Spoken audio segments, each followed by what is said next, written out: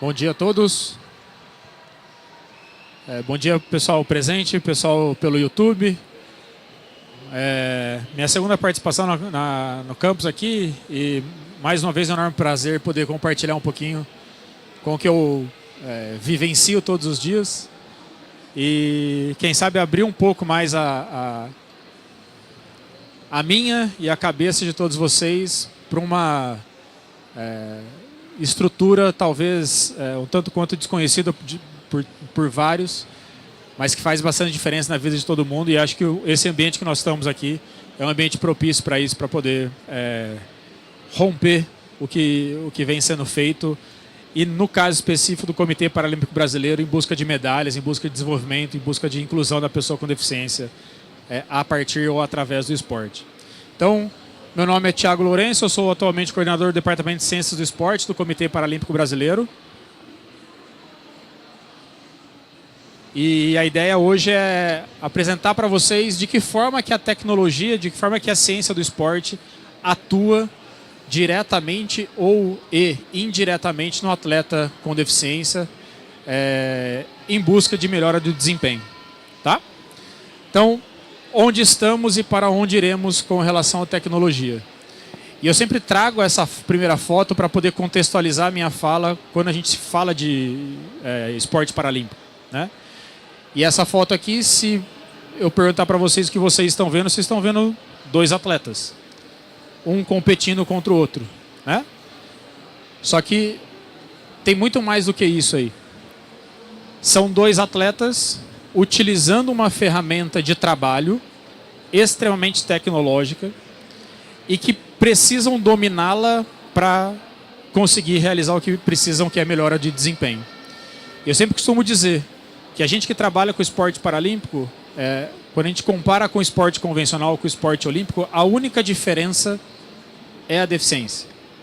Então a gente trata os atletas no esporte paralímpico exatamente como tratamos o atleta no esporte olímpico.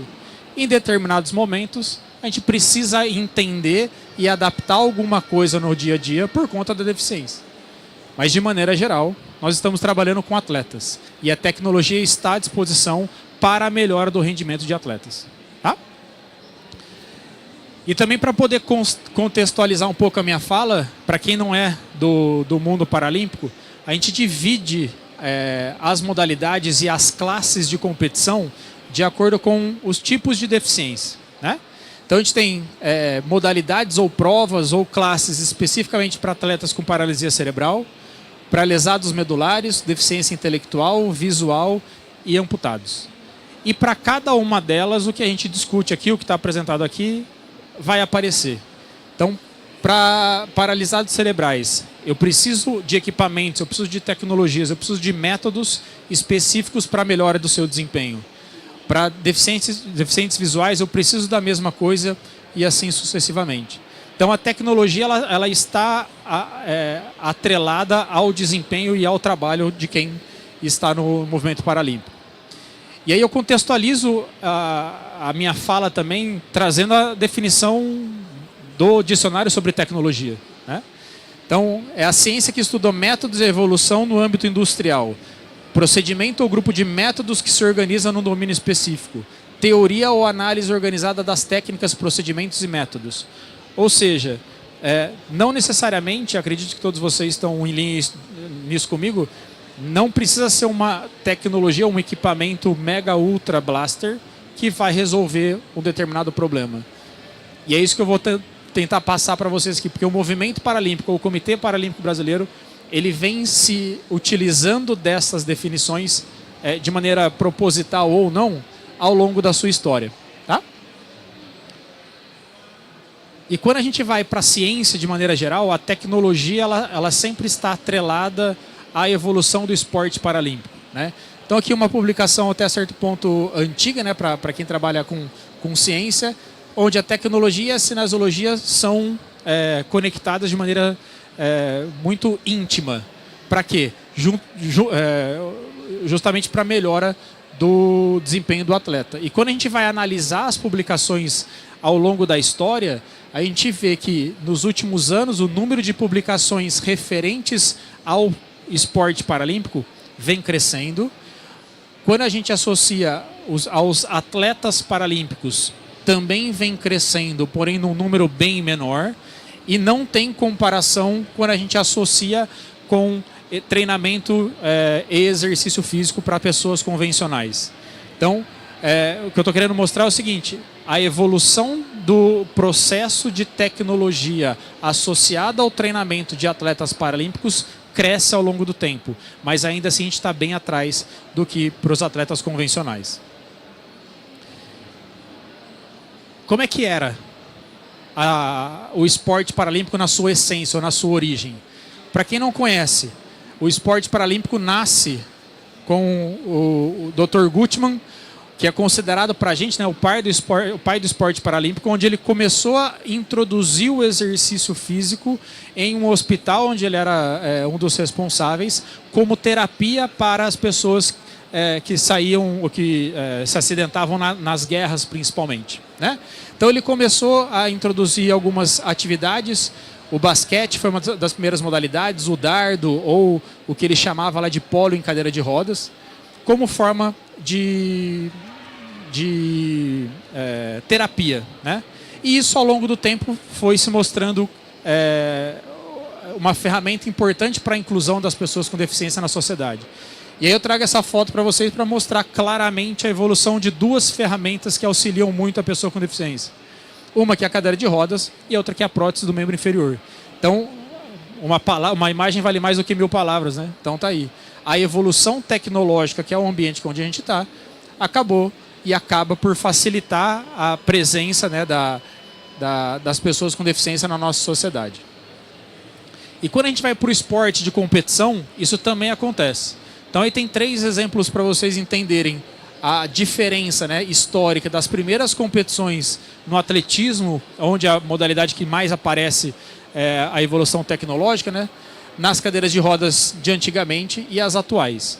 E atualmente a gente tem várias empresas automobilísticas, inclusive algumas delas que têm carros na Fórmula 1, trabalhando para a melhora da funcionalidade das cadeiras.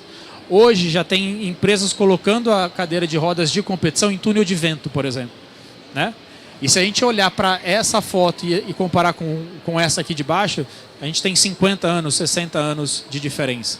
Ou seja, a evolução tecnológica de fato potencializa o desempenho dos atletas.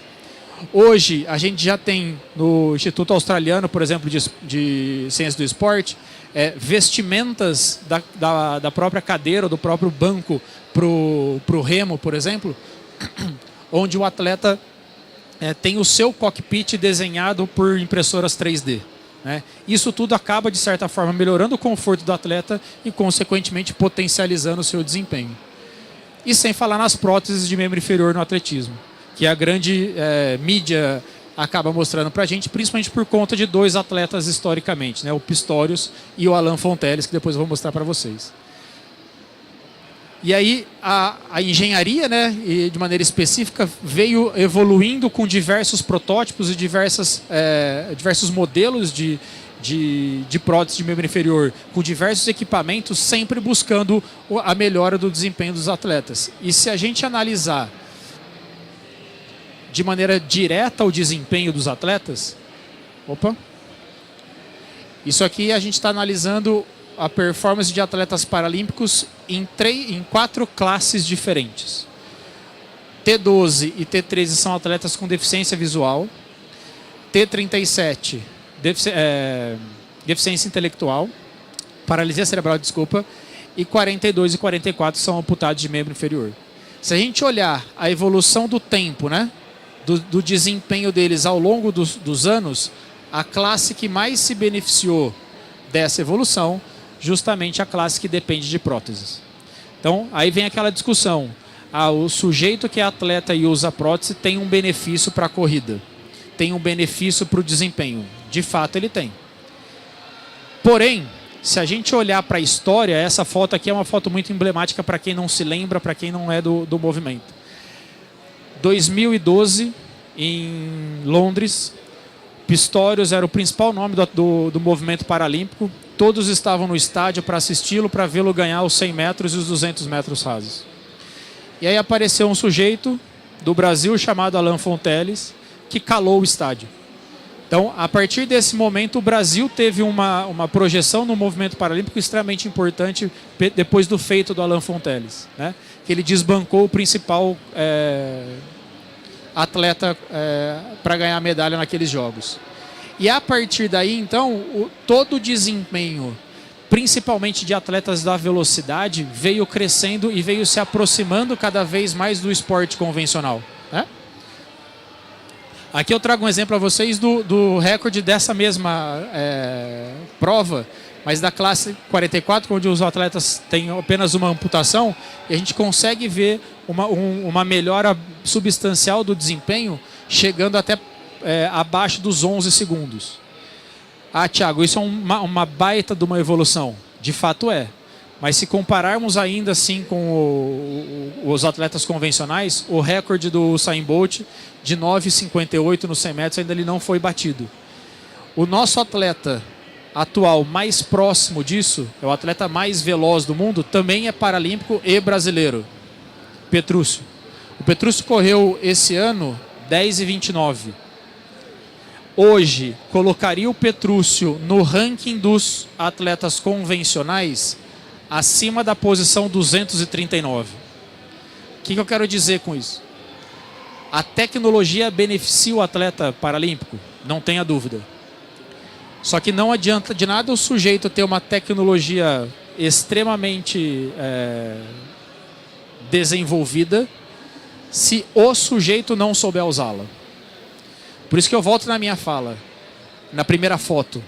Nós precisamos associar e colocar em simbiose o atleta e a tecnologia que para ele está sendo desenvolvida, né?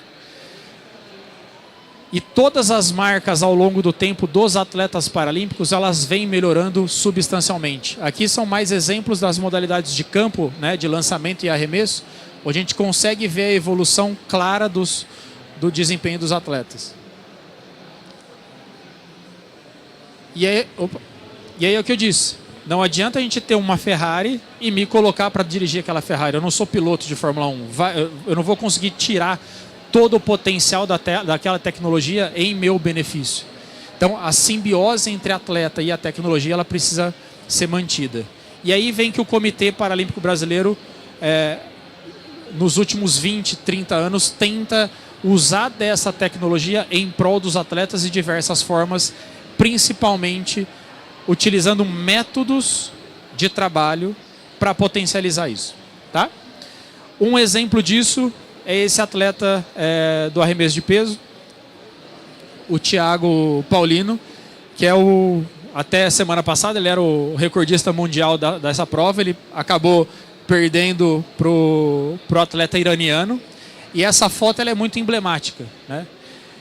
Quando eu digo da tecnologia, aqui a gente tem tecnologia envolvida, tem materiais no banco de arremesso, tem materiais específicos na fita que prende o atleta no arremesso. Mas um detalhe que poucas pessoas sabem é que o Thiago só conseguiu alcançar o recorde mundial por uma alteração na técnica de arremesso. E quem fez isso não foi uma máquina. Quem fez isso foi um cérebro por detrás daquilo tudo, que foi o treinador do Thiago. Onde ele conseguiu trazer a simbiose entre tecnologia, equipamento e metodologia em prol do desempenho do Thiago. E foi justamente essa nova técnica de arremesso que passou a ser copiada por todos os outros atletas dessa mesma prova. E é por isso que eu gosto tanto de falar sobre isso, né? A simbiose precisa depender das pessoas, do processo, para que tenha um produto bem entregue. E hoje o que o Comitê Paralímpico entrega são atletas que têm medalha no peito, né? A gente está aqui com o exemplo que a Jardine, que é uma atleta paralímpica, que quanto mais ela aparecer, né, na mídia, quanto mais medalha eu conseguir que a Jardine ganhe, mais as pessoas com deficiência vão ser inseridas na sociedade. Ontem, um exemplo disso, ontem eu estava em casa com a minha filha, ela estava fazendo uma organização das bonecas dela, né? Foi lá lavar o cabelo das bonecas, eu falei, então vamos arrumar as bonecas. Aí ela pegou uma boneca dela que estava com o braço quebrado. O que ela falou para mim? Olha, pai, uma boneca paralímpica. Eu falei, olha, filha, essa atleta é da classe tal. Ela pegou a outra que não tinha perna. Olha, outra atleta paralímpica, pai. Se fosse tempos atrás, se ela não tivesse contato com isso, o que ia acontecer com aquela boneca? Ia pro lixo. Então, não, agora ela tem uma boneca e uma boneca paralímpica. Né? Então, isso que o movimento do comitê busca, inserir cada vez mais a pessoa com deficiência na nossa sociedade. E para isso a gente precisa ter a interação desses 4 pilares aí. E é onde o CPB busca trabalhar. Né? Só para vocês terem uma ideia, a gente estava conversando agora ali na sala VIP dessa evolução de desempenho que o CPB teve ao longo dos anos. Né? Então, se a gente pegar o número total de medalhas ao longo do tempo, vem crescendo. E muito por conta do auxílio que a gente tem, principalmente da Caixa. Né? Então, a partir lá dos anos 2000, a organização, tanto estrutural, em termos de infraestrutura, quanto de gestão, potencializou o crescimento do desempenho do CPB nas grandes competições. E acabou culminando também com um marco histórico dentro do comitê, que foi a inauguração, a construção e a inauguração do nosso centro de treinamento. Então, para quem não conhece, e isso a gente às vezes espanta, né? Muitas pessoas aqui de São Paulo não conhecem que o CPB possui esse centro de treinamento às margens da rodovia Imigrantes. Então, Parque do Estado, aqui está o centro de treinamento do Comitê Paralímpico Brasileiro. Então, só para apresentar rapidamente, né? Aqui a gente tem várias estruturas, várias arenas para modalidades coletivas, a pista de atletismo, quadras de tênis. Nesse complexo aqui, a gente tem toda a área administrativa, área de saúde, academia, piscina. E aqui é uma área mais de convivência do centro de treinamento. Então, para vocês terem uma ideia do que está ali por dentro, tá? Todas essas instalações, elas são cópias reais das estruturas que os atletas usaram nos Jogos Olímpicos do Rio de Janeiro. Então, esse centro é o principal legado que a gente teve dos Jogos Olímpicos e Paralímpicos aqui no Brasil, tá? Uma piscina de 25 metros, a quadra é exatamente igual como foi utilizado na bocha dos Jogos Paralímpicos, o tênis de mesa, uma pista indoor de atletismo, uma reta de 100 metros, academia bem equipada, enfim, uma infraestrutura de se invejar vários países. Não é à toa que o Brasil hoje está entre os 5 principais países no quadro geral de medalhas nos Jogos Paralímpicos. Então, nesse sentido, né, o Departamento de Ciência do Esporte, que talvez seja o local ali dentro que mais aplique o conceito de tecnologia que está na cabeça da grande população, tem alguns projetos em andamento buscando visar a potencialização de métodos de trabalho. O primeiro deles é usar a análise de dados através de uma ferramenta de BI, que é bem comum para todos, onde a gente tenta projetar o desempenho dos atletas, onde a gente compara o desempenho dos nossos atletas com os nossos adversários, onde a gente compara o desempenho dos jovens atletas com os nossos atletas de alto rendimento, por exemplo, como a Jardênia. E tem uma atleta da mesma classe, com a mesma deficiência, da mesma prova que a Jardênia, com 10, 11, 12 anos, eu já consigo projetar e comparar com a Jardênia hoje, por exemplo.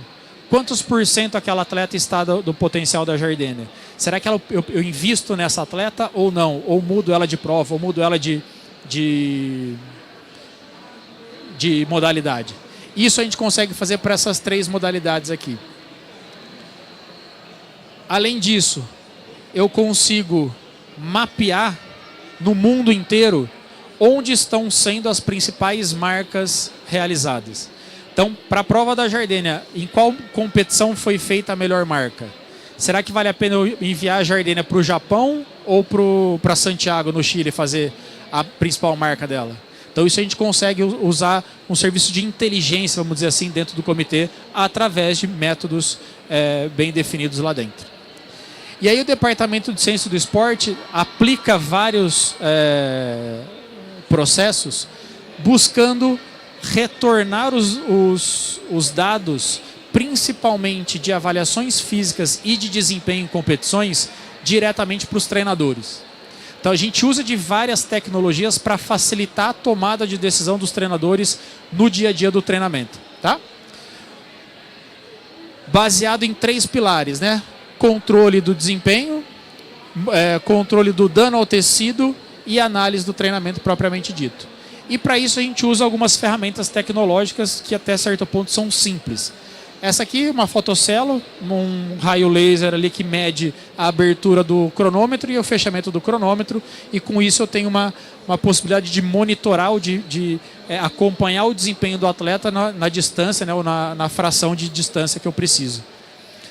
A gente tem sensores infravermelhos também, que a gente coloca na pista ou coloca em qualquer outra superfície onde eu consigo monitorar o tempo de contato do pé da Giardina com o solo, para ver o quanto que ela está próxima ou distante do que eu preciso que ela esteja numa largada, por exemplo. Nós temos também uma ferramenta, não foi combinado, tá? Aqui ela está com roupa de trabalho, não roupa de gala como ela está hoje, né? Você quer vir aqui? Vem aqui, para o pessoal te ver. Essa ferramenta, muitos de vocês já viram talvez no futebol. Então, prazer, essa é a Giardênia, recém-medalha de bronze, Campeonato Mundial de Atletismo em Paris, semana retrasada ou semana passada. Medalhista nos Jogos Paralímpicos de Tóquio também, em 2021, né? Então, o que a Giardênia está fazendo? Ela está usando esse equipamento que está aqui na minha mão, que é o comumente chamado de GPS, mas ele é muito mais do que isso. Então a gente coloca isso nessa vestimenta, que inclusive aqui dentro tem uma outra tecnologia que já capta o batimento cardíaco da Giardênia e envia para esse dispositivo. Esse dispositivo envia as informações diretamente para o computador e eu, à distância, consigo monitorar o que está acontecendo com a Giardênia e ao final do treino já dou a informação para o treinador. Olha, a Giardênia correu X quilômetros a tal velocidade, com X acelerações, com Y desacelerações.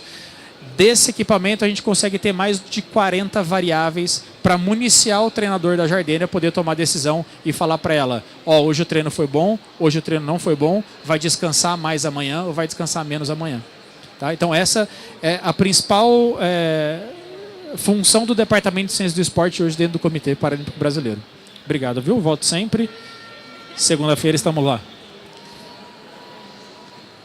O que mais que a gente usa, o que mais de tecnologia que nós temos? Aqui é o exemplo do relatório que eu falei para vocês, né, de distância total percorrida, que a gente usa em várias outras modalidades também. E a gente consegue construir, segundo a segundo, metro a metro, qual que é a velocidade da Giardênia, por exemplo. Em quantos metros ela alcançou a sua velocidade máxima? A partir de quanto tempo ela diminuiu a velocidade dela de corrida, né? E fazer uma comparação ao longo do tempo. A gente consegue usar também filmagens subaquáticas ou não para melhorar a técnica de nado, por exemplo. Qual é o ângulo exato do cotovelo do nadador no início da prova e no final da prova? Então a gente tem um software específico que capta essas informações e traduz isso em velocidade instantânea de nado, por exemplo, né? A gente faz outras filmagens também na pista de atletismo, onde eu posso contar quantos passos, qual que é o tamanho da passada da Giardênia. Será que a passada dela está maior ou está menor do que a adversária? Será que a gente precisa corrigir alguma coisa na saída? Ou não? A gente tem que ajustar lá nos 40, nos 50 metros, que é onde ela está perdendo a velocidade. São todos ajustes muito próximos para a gente poder diminuir, às vezes, milissegundos. A gente consegue também avaliar a força muscular dos atletas através de equipamentos extremamente simples, que são células de carga que já se conectam diretamente com o aplicativo no celular e os membros da equipe conseguem dar o feedback para o treinador. Ó, a força dele hoje está mais baixa, não vale a pena deixá-lo descansar e voltar amanhã para treinar do que correr o risco de se lesionar, por exemplo. A gente consegue avaliar qual que é a distribuição do peso do atleta nos dois pés. A gente tem atletas com paralisia cerebral. Será que esse desbalanço inerente à deficiência pode ser um fator desencadeador de lesão, por exemplo? Né? E tudo isso a gente faz relatórios individualizados para poder devolver para os treinadores de maneira muito rápida e fácil. E aí, interagindo e integrando toda a equipe multidisciplinar presente lá dentro do centro de treinamento. Então, de maneira rápida, né, o que a gente busca fazer, controle, né, o manejo das dores, do dano ao tecido e do desempenho dos atletas através de ferramentas ou mais ou menos tecnológicas, mas sempre buscando manter um processo de trabalho muito bem definido para levar os atletas ao melhor desempenho. Deixa eu passar um pouquinho mais rápido, senão eu vou estender muito. Mas de maneira geral, todos os dias os atletas passam por uma série de eventos dentro do Departamento de Ciências do Esporte que culmina ou nele ficar retido no Departamento de Fisioterapia para tratamento ou para prevenção, ou uma liberação para o treinamento. E essa sequência ela é feita basicamente todos os dias, dependendo de uma gestão muito bem definida de um banco de dados que a gente tem há pelo menos 5 anos lá no departamento. E de maneira geral devolvendo essa informação para quem é de direito, treinadores e atletas, tá?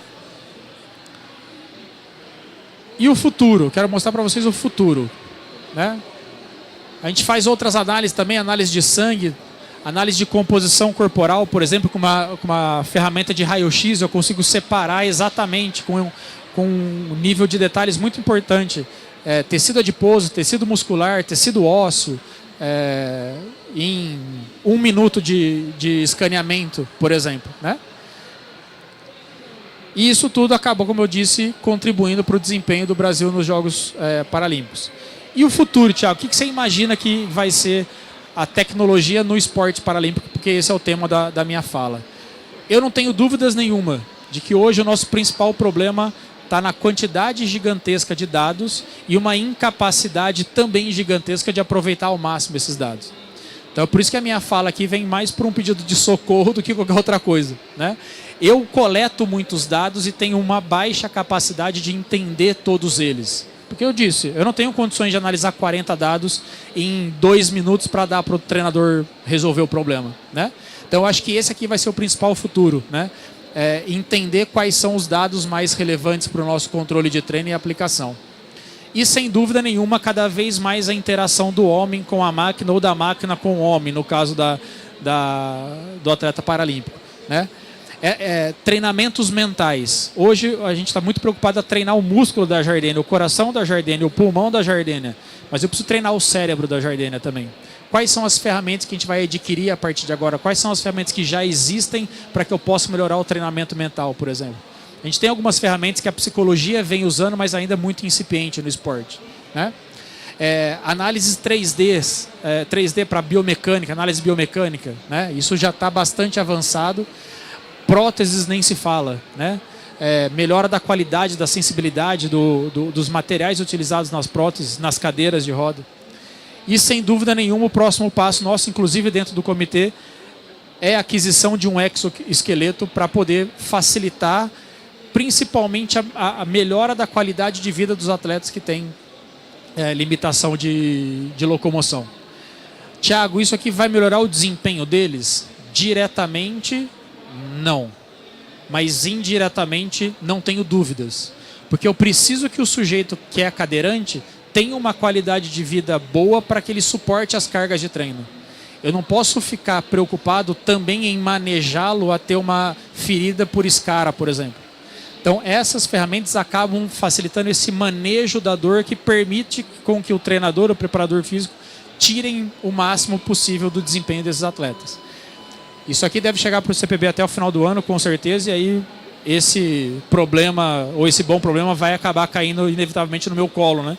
Como coordenador do Departamento de Ciências do Esporte, vão me pedir para testar, para usar e para monitorar. Vou até colocar a Jardênia para fazer um teste. O que você acha, Jardênia? Topa? Fácil, ela falou. Então, acredito que esse vai ser o futuro da tecnologia no esporte paralímpico. Cada vez mais a simbiose homem-máquina, máquina-homem acontecendo em prol do desempenho desses atletas. Espero que tenham gostado da fala, que tenha dado para dar uma visão geral do que o CPB fez, faz e busca fazer, sempre com 2 grandes objetivos: levando o desempenho e incluindo pessoas com deficiência. Quanto mais, essa é uma frase que eu gosto de falar sempre, quanto mais excludente for o esporte paralímpico, mais includente ele será. Quanto mais excludente for o esporte paralímpico, mais includente ele será. Quanto mais jardinas eu tiver na mão e dar atenção para atletas de altíssimo rendimento, mais eu tenho exposição de mídia. Mais eu vou pegar a minha filha, brincar com as bonecas que estão com o braço quebrado, com a perna quebrada, e isso ser a rotina, ser o cotidiano das nossas crianças, jovens, adolescentes e assim por diante. Obrigado pela paciência, pela participação, e se tiver tempo para a gente trocar algumas perguntas aí, fico à disposição. Obrigado, gente.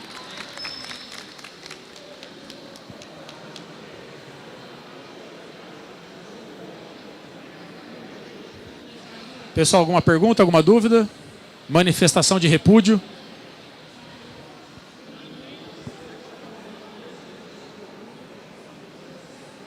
Thiago, tudo bom? Diogo das Loterias Caixa. Você falou bastante de desempenho, né? E eu fez um comparativo em relação ao desempenho dos atletas convencionais para os atletas paralímpicos. Eu queria saber se você tem essa informação de alguma modalidade que o para-atleta ele tem um desempenho superior ao atleta convencional. Ainda não, mas estão bem próximo. Nos 100 metros rasos e no salto em distância. Então, agora é minha projeção. É achismo. Achar não é ciência. Eu acho. Que não em Los Angeles, mas nos próximos jogos a gente consegue um desempenho próximo. O Pistorius acabou participando dos Jogos Olímpicos convencionais de 2012, se eu não me engano. Mas ainda assim era muito incipiente. Acho que dos próximos 10, 12 anos a gente vai ter uma briga boa. Legal. Parabéns pelo trabalho. Obrigado. Inclusive no CPB a gente faz algumas competições, alguns desafios, né, com a CBAT. Então a gente está colocando os Paralímpicos para judiar dos Olímpicos também. Essa é a minha principal missão. Judiar do pessoal convencional. Legal. Alguma outra, pessoal? Nada? Feito? Obrigado, gente. Até a próxima.